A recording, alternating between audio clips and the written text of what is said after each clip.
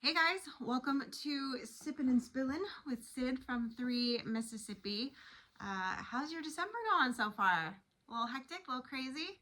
Probably. Um, tis the season, right? Thought since nobody's home yet, I thought I would do my Sippin' and Spillin' in the house in front of our tree that's all decorated now. I don't know if you guys can see, well, you can see a little bit. I've got all of my gifts wrapped and done. I actually gave Mike one of his presents early yesterday, and I gave Frankie one of her presents early yesterday. I'll explain. So yesterday we were working on some projects outside before the rain came in, and Mike had mentioned earlier, he was like, hey, how do you feel about going to Moore's? Moore's is sort of like a Scruggs or like a Tractor Supply, but it's like a local thing in Pontotoc. And Mike's gone a few times because it's cheaper to get fencing supplies there. So he's gone several times, and Frankie and I have not gone at all. And he keeps telling us, oh, you guys got to go to Moore's. Well, you guys may remember in one of the fencing videos, Mike had forgotten to get the bag of like 400 T-post clips when he got the T-posts from Moore's a couple weeks ago. And he was like, we still need to go get those T-post clips because I borrowed a bunch from Ross. I need to give him his T-post clips back.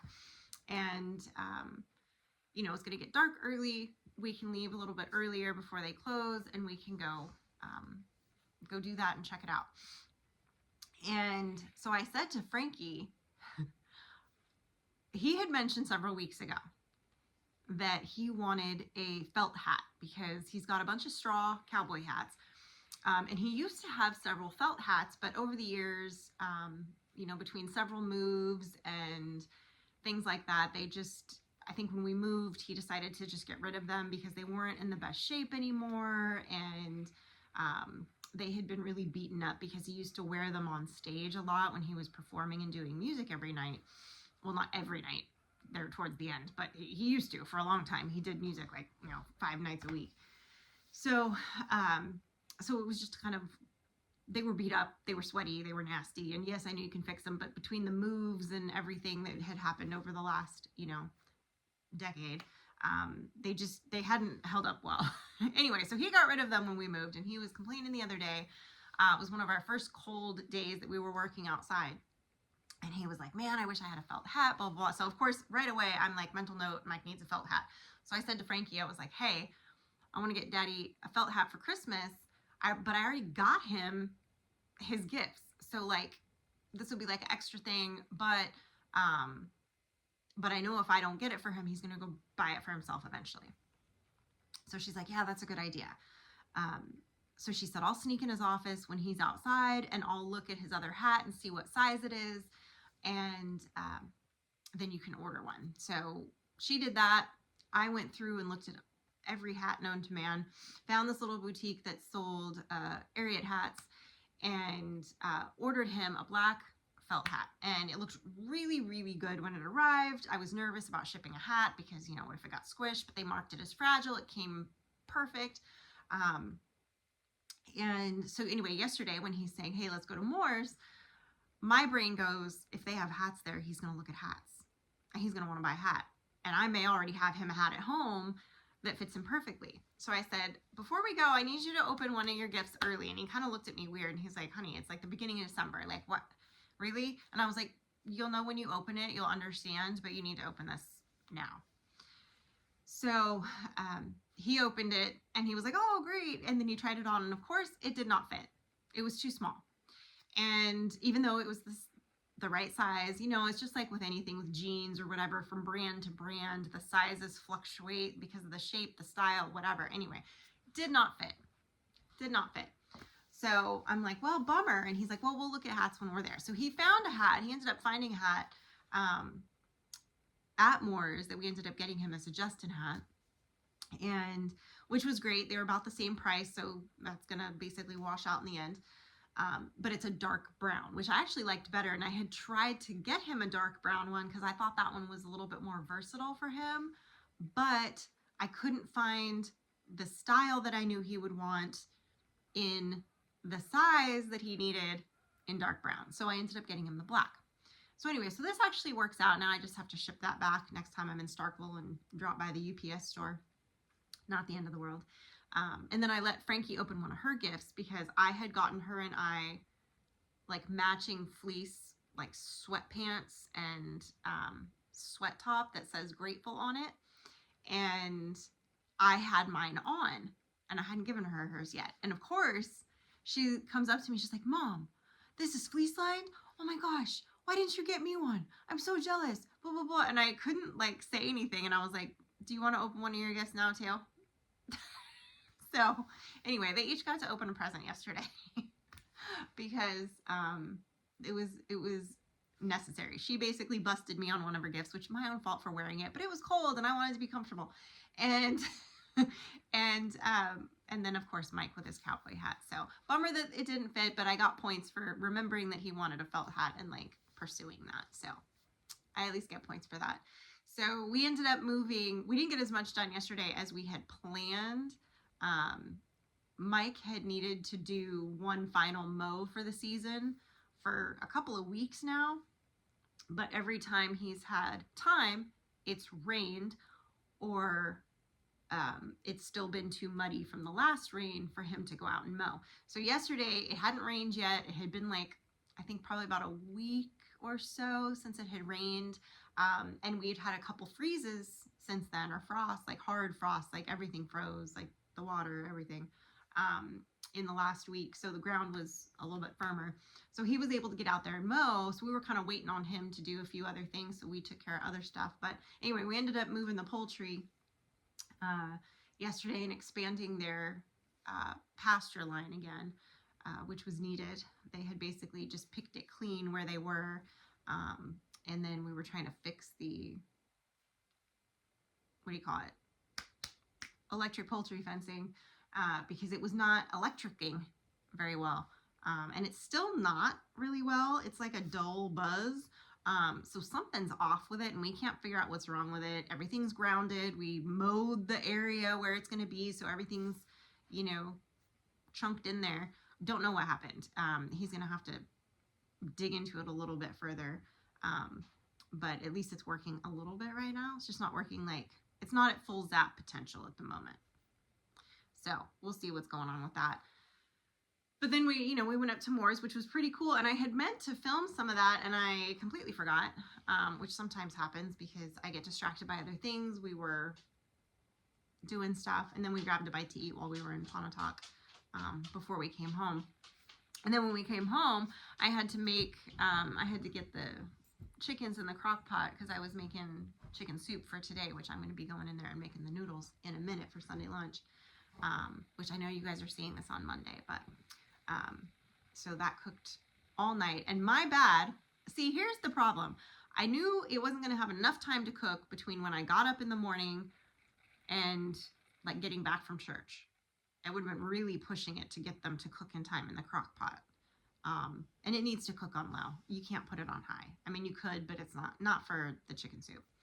And so I thought, well, I'll cook it on low overnight. And when I get up in the morning, I can debone the chickens and then I can, before I leave for church, I always add I add vegetables in it when I'm cooking it, but I add like the corn and the frozen peas and all of that, like towards the end, like when it's just going to sit for like another hour in there at the end.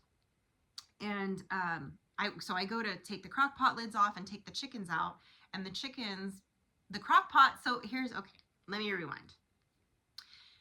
The last 3 or 4 times that I have made my chicken soup, that I have made 1,000 times. Okay, I have made this chicken soup for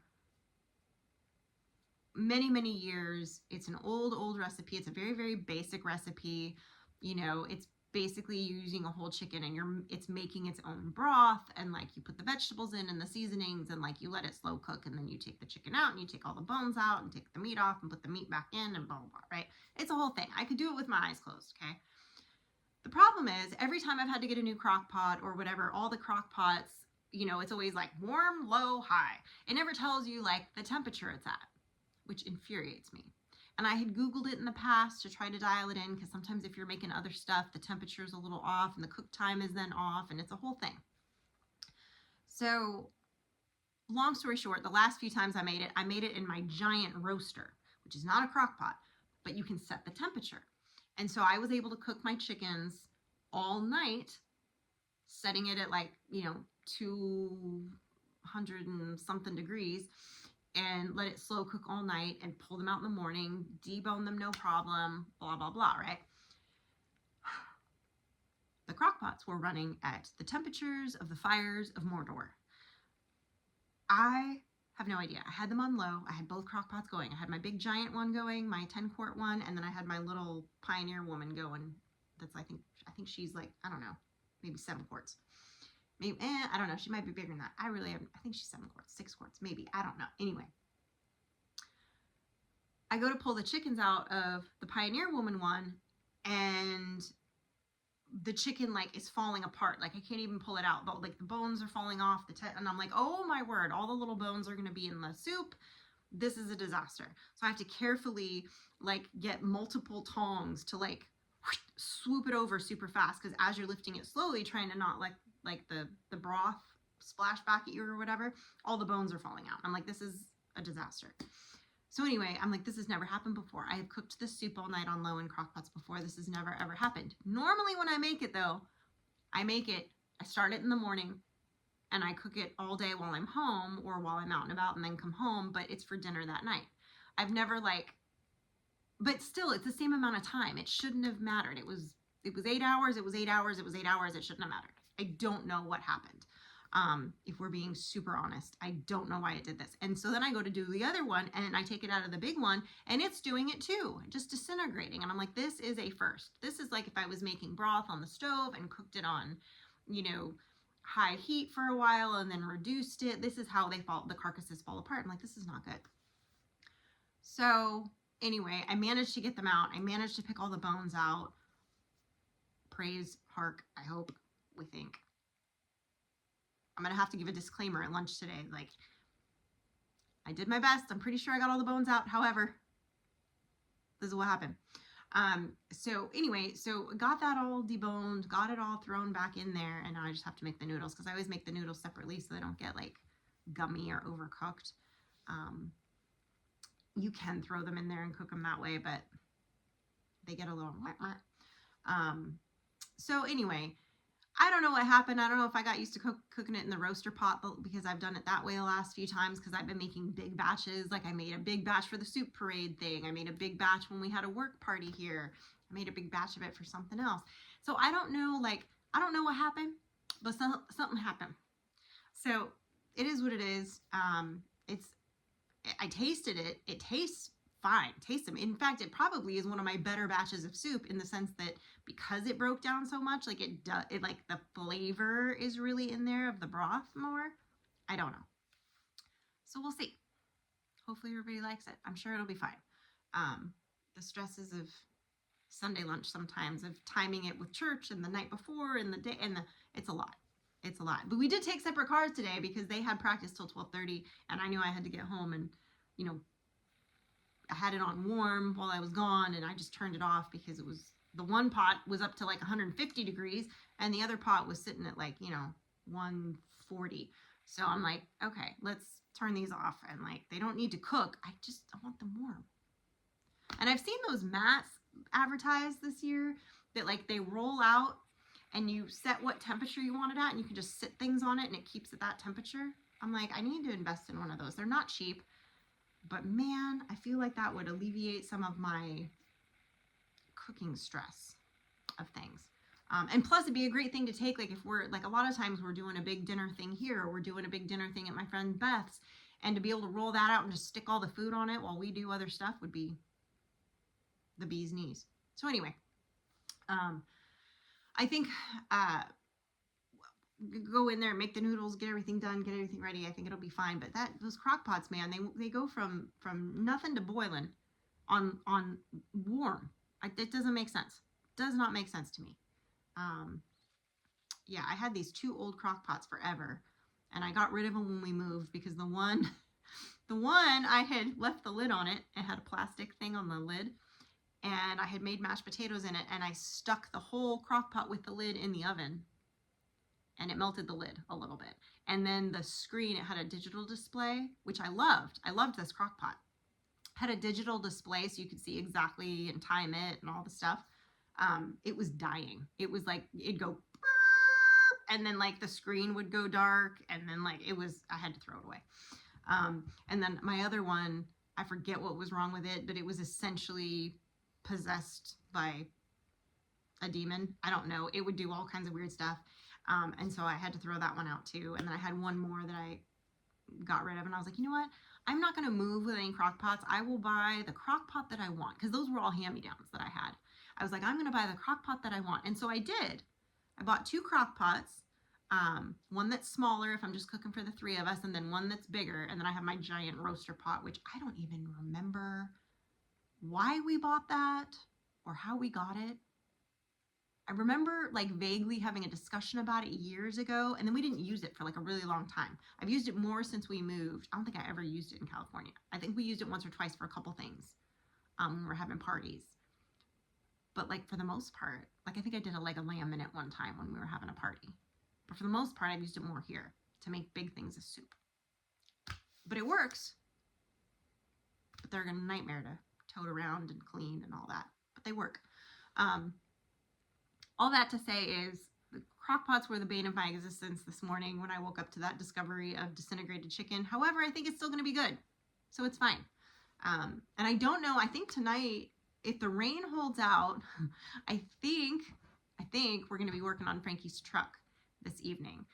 We were going to try to squeeze that in yesterday, but we ran out of time and had to go to Moore's because we had to get those T-post clips that we were owed and that we now owed to somebody else because we borrowed some in a pinch.